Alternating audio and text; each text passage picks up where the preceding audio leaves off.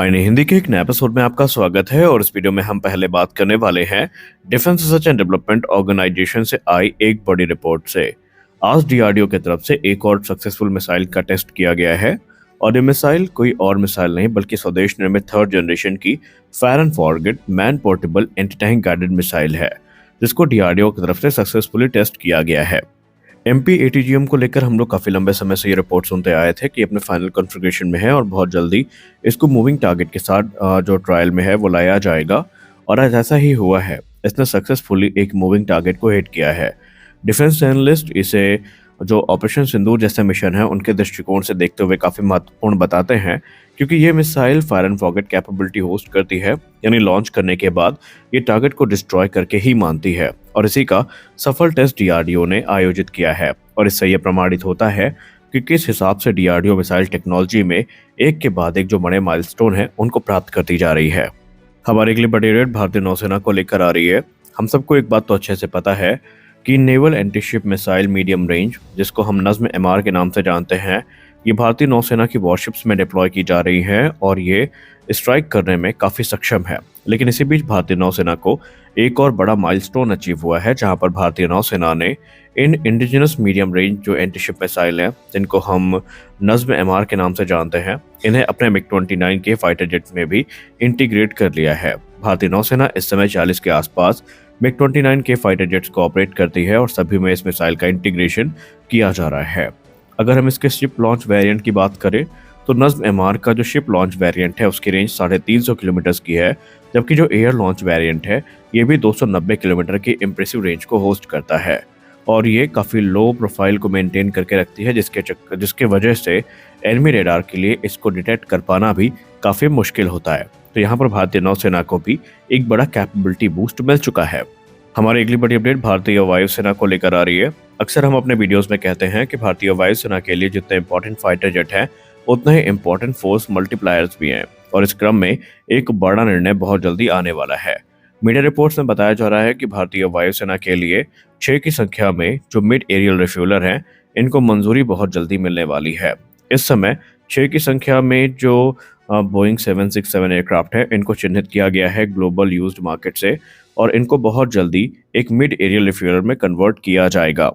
इसकी खरीद की मंजूरी बहुत जल्द मिलने वाली है, जो कि तकरीबन 9,000 करोड़ रुपए की होगी और ये जो कन्वर्जन का प्रोग्राम होगा ये इजराइल एयरस्पेस इंडस्ट्रीज की तरफ से किया जाएगा और इसमें एचएएल की भी सहभागिता होगी। कॉन्ट्रैक्ट की बात करें तो इस फाइनेंशियल ईयर के खत्म होने से पहले जो कॉन्ट्रैक्ट है उसको फाइनलाइज कर लिया जाएगा और इनका इंडक्शन सर्विस में 2029 की शुरुआत में हो जाएगा। आपको बता दें कि ऑलरेडी इस समय भारत के जो 6 IL-78 MKI हैं ये सर्विस बिल्टी इशूज से परेशान हैं और इनका खामियाजा भारतीय वायुसेना भुगत रही है। हमारी अगली बड़ी अपडेट आ रही है GTRE और सैफरान के 120 किलोटन इंजन प्रोग्राम को लेकर। हमने आज के वीडियो में आपसे बताया था कि CCS टेबल में ये पहुंच चुका है। दरअसल यहाँ पर रिपोर्ट्स ये बता रही हैं कि सैफरान और GTRE का जो इंजन है ये को डेवलपमेंट के लिए तैयार है, जहाँ पर इसको CCS का क्लियरेंस तो मिल चुका है, लेकिन अभी यहाँ पर जो NSC है और एक्सपेंडिचर डिपार्टमेंट है फाइनेंस का, वो इसका अध्ययन कर रहा है और बहुत जल्दी जैसे ही उनकी क्लियरेंस मिल जाती है तो ऑफिशियली इस डील को एक्नॉलेज कर लिया जाएगा। ये जो प्रोग्राम है ऑलरेडी CCS अप्रूवल के काफ़ी अंतिम चरण में पहुंच चुका है। कुछ अप्रूवल्स मिल चुके हैं और कुछ का मिलना बाकी है। जैसे ही वो कार्य पूरा कर लिया जाता है तो ऑफिशियली इस प्रोग्राम को अनाउंस कर दिया जाएगा और अब ये कंफर्म है कि रोल्स रॉयस के साथ नहीं बल्कि एम का इंजन जो बनने वाला है ये सैफरान के साथ मिलकर के ही बनने वाला है, जहां पर हमें 2 अलग अलग वेरिएंट देखने को मिलेंगे जो कि क्रमशः 120 और 140 किलोटन का जो थ्रस्ट है वो जनरेट करने में सक्षम है। यानी एक ऐसा प्रोग्राम जो लंबे समय से हर्डल्स को फेस कर रहा था अब वो अपने अंत की ओर बढ़ चुका है। यहाँ पर अंत का मतलब है कि CCS क्लियरेंस की ओर बढ़ चुका है और इसी अंत के साथ एक नए आरंभ की शुरुआत भी होने वाली है।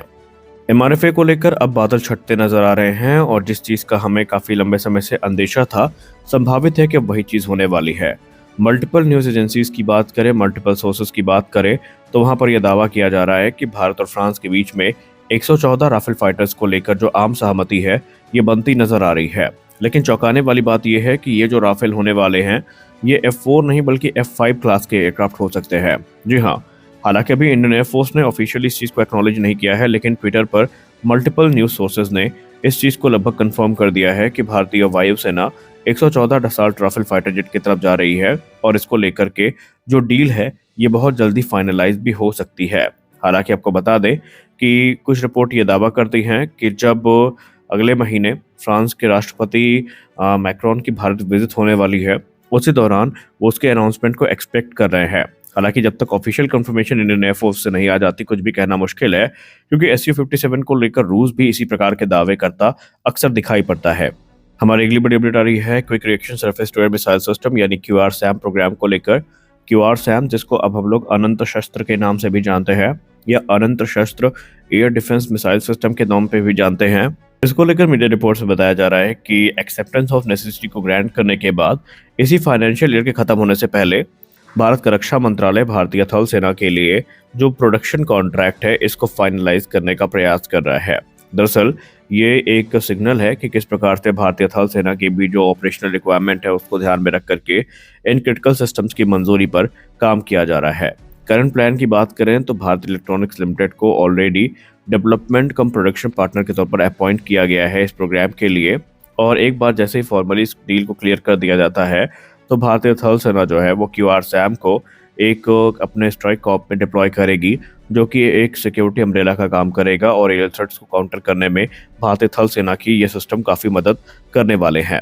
हमारी अगली बड़ी अपडेट आ रही है K5 क्लास की बैलिस्टिक मिसाइल सबमरीन्स को लेकर के। हम सब ने अक्सर S4 क्लास की जो बैलिस्टिक मिसाइल सबमरीन्स है इनको लेकर बात करी, लेकिन हम सब ये भी जानते हैं कि भारत अपने न्यूक्लियर ट्रायड को और एडवांस कर रहा है और इसी क्रम में जो K5 क्लास की बैलिस्टिक मिसाइल सबमरीन्स है इनमें हमें एक बड़ी रिपोर्ट देखने को मिली है। रिसेंट रिपोर्ट ये दावा करती है कि 2025 के अंत से ही इन नेक्स्ट जनरेशन वेसल्स पे जो कार्य है वो शुरू कर दिया गया है, यानी कि आने वाले भविष्य में बहुत जल्दी हमें जो S5 क्लास की सबमरीन्स हैं इनको लेकर बड़ी रिपोर्ट देखने को मिलने वाली है। S5 सबमरीन्स की बात करें तो इनका जो सबमर्ज डिस्प्लेसमेंट है वो अप्रॉक्सीमेटली 13,500 टन का है, यानी कि अरिहंत क्लास की बोट्स की तुलना में ऑलमोस्ट डबल। और ये जो इंक्रीज स्केल है ये इनको अलाउ करेगी कि इनका जो इंड्योरेंस है वो काफ़ी इन्हेंस्ड होगा, इनमें जो सुपीरियर स्टेल्थ फीचर्स है वो देखने को मिलेंगे, इसमें ज़्यादा पावरफुल न्यूक्लियर प्रोपल्शन सिस्टम है वो देखने को मिलेगा, जो कि इनको हेल्प करेगा कि जो एक्सटेंडेड पेट्रोल हैं